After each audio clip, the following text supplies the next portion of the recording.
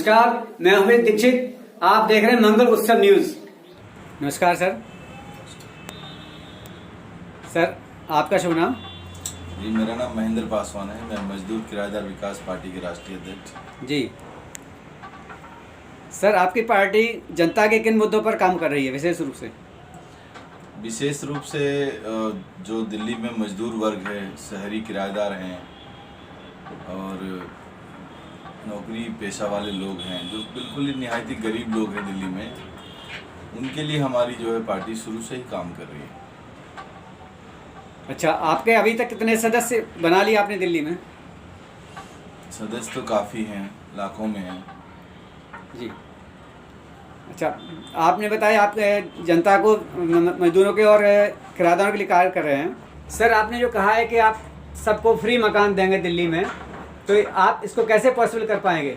नहीं, सबको नहीं, हम देंगे जो मजदूर और किराएदार हैं दिल्ली में, जो बरसों से किराए पे रह रहे हैं, जिनके बच्चों की शादी ब्याह भी होती है तो मकान मालिक जल्दी अलाउ नहीं करता अपने घर में। मैं ऐसे लोगों को उनको मकान देंगे। क्यों नहीं है पॉसिबल है? जब सरकारें जो है बिजली पानी हर महीना दे सकती है फ्री, 5 साल में आप एक आदमी को 2000 के हिसाब से भी दिए होंगे 30% आबादी को, तो करोड़ों रुपए का आपने फ्री में लुटवाया है। जिनके पास ऑलरेडी पेट भरे हुए थे उनका पेट में दाना डाला आपने। लेकिन जो भूखे हैं उनको एक मुफ्त मकान क्यों नहीं दे सकते? दिल्ली सरकार ने अभी एक योजना लाई थी इसके लिए, झुग्गी वालों के लिए। उसमें ये नहीं कह रहे कि 1,31,000 रुपये लेंगे तो हम फ्री में देंगे, तो कौन सी आफत आ गई? दिल्ली के किराएदारों का अधिकार नहीं है? जो 70% आबादी है, जो वोट दे करके दिल्ली के मुख्यमंत्री को मुख्यमंत्री बनाया, उनको अधिकार नहीं है कुछ लेने का इस सरकार से? हम देंगे। दिल्ली में सर जमीन की वैसे ही कमी है, छोटा शहर है बाकी शहरों के हिसाब से, तो जब आप लैंड कहाँ से एक्वायर करेंगे तो फ्री मकान देंगे? मैं बताता हूँ, एग्जाम्पल देता हूँ। वो तो हमारी पॉलिसी है, हम अभी इसको एक्सपोज नहीं कर सकते, लेकिन मैं आपको एक छोटा सा उदाहरण देता हूँ। अभी कुछ दिन पहले बदरपुर में संत रविदास जी की मंदिर टूटी थी जी। वहाँ पे जब मंदिर टूटी तो केजरीवाल जी ने इसको राजनीति करने के लिए एक विधानसभा में एक बिल लेके आए। बिल लेके क्या आए, चीख रहे थे अपने विधानसभा में सभी अपने विधायकों के सामने कि भैया केंद्र सरकार को हम उस 3-4 एकड़ जमीन के लिए 100 एकड़ जमीन देते हैं और कहीं। लेकिन वो ये रिक्वेस्ट कर रहे थे केजरीवाल जी मोदी जी से कि मोदी जी उस 3-4 एकड़ जमीन को आप दान में दे दो संत रविदास मंदिर को, मैं आपको 100 एकड़ जमीन दिल्ली में किसी भी कोने में आपको दे देता हूँ।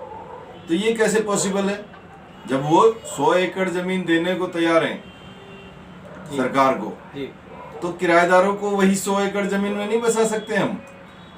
हमारी पॉलिसी है कि यदि हमारी सरकार आई दिल्ली में 2025, वो तो आने ही आना है। हाँ जी, हाँ जी। क्योंकि कुछ अकलमंदी से काम ले गई ये जो आम आदमी पार्टी है जी, और जी। हमारा समय खराब किया विधानसभा में जी।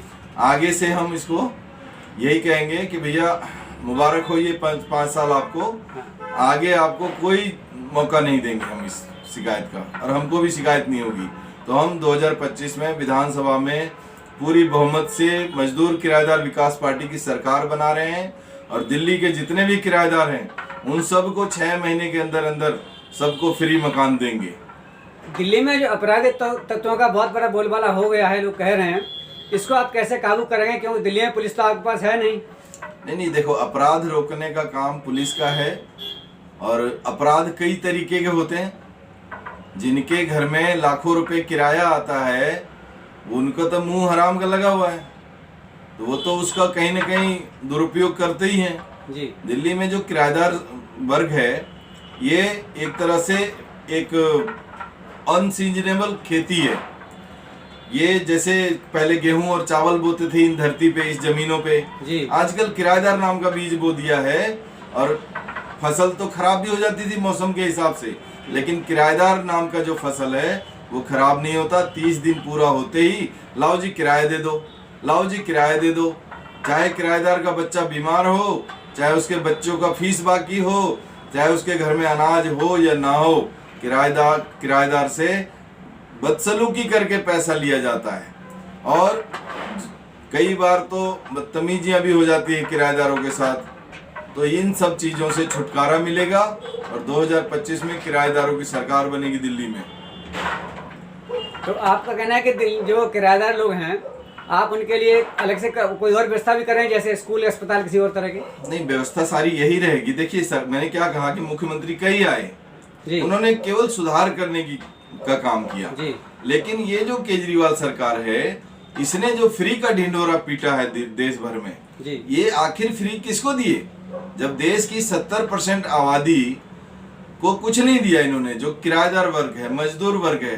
देखिए, लाइसेंस दिया नहीं रेडी पटरी वालों को, और किराएदारों को बिजली पानी फ्री दिया नहीं, मकान दिया नहीं, फिर किसको क्या दिए हैं? ये केवल जिसका पेट भरा हुआ था उसी के पेट में अनाज डाला इन्होंने। गरीब आदमी को तो ये बिल्कुल भी कुछ नहीं दिए। जिस तरह आज देख रहे हैं कि शराब को लेकर के जो कह रहे हैं कि भाई 21 साल के नीचे वाले बच्चे भी अब पी सकते हैं या 21 साल तक के बच्चे पी सकते हैं, तो ये नीति खराब नहीं है? देश की जो राजधानी है उसको क्या आप ये नशे का कारोबार बनाएंगे? हमारे देश की राजधानी, हमारे बच्चे, हमारे परिवार को क्या नशेड़ी बनाने के लिए हमने ये केजरीवाल सरकार को बनाया था क्या? जब आपकी सरकार आती है अगर 2025 में, जैसा कि आप दावा कर रहे हैं बड़े आत्मविश्वास के साथ में, तो क्या आप दिल्ली में शराबबंदी को लागू करेंगे बिहार सरकार की तरह? देखिए, इस बारे में हम अभी कुछ नहीं कह सकते, क्योंकि अभी जब चुनाव की घोषणा पत्र तैयारी करेंगे उस समय देखते हैं जरूर सर्वसहमति से जो बनेगा। लेकिन इतना है जरूर कि देखो, पहले जो समय सीमा थी उससे बढ़ानी चाहिए थी। सभ्य समाज और सभ्य सरकार की तो यही एक लक्षण होने चाहिए थे कि उसकी उम्र बढ़ा देते। कोई अगर 25 साल में शराब पी रहा था उसको 30 साल कर देते।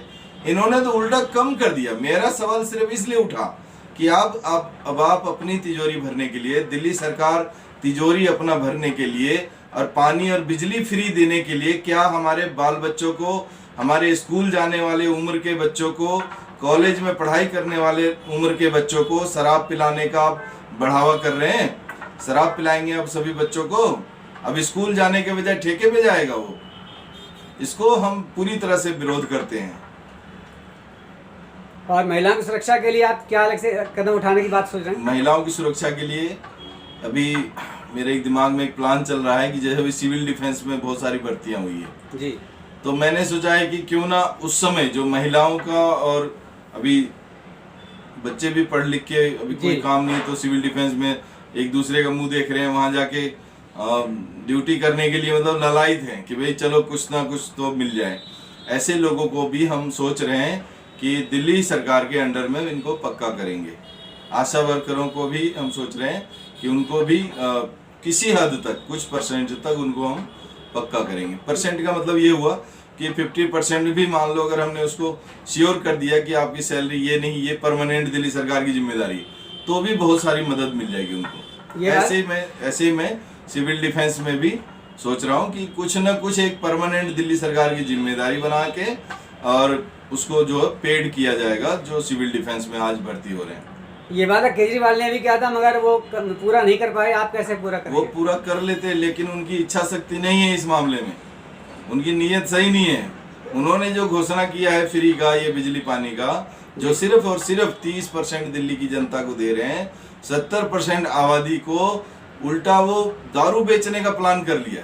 किसी सरकार को देखे हैं कि दारू बेचेंगे, महंगा बेचेंगे, ऐसे नहीं तो ऐसे बेचेंगे।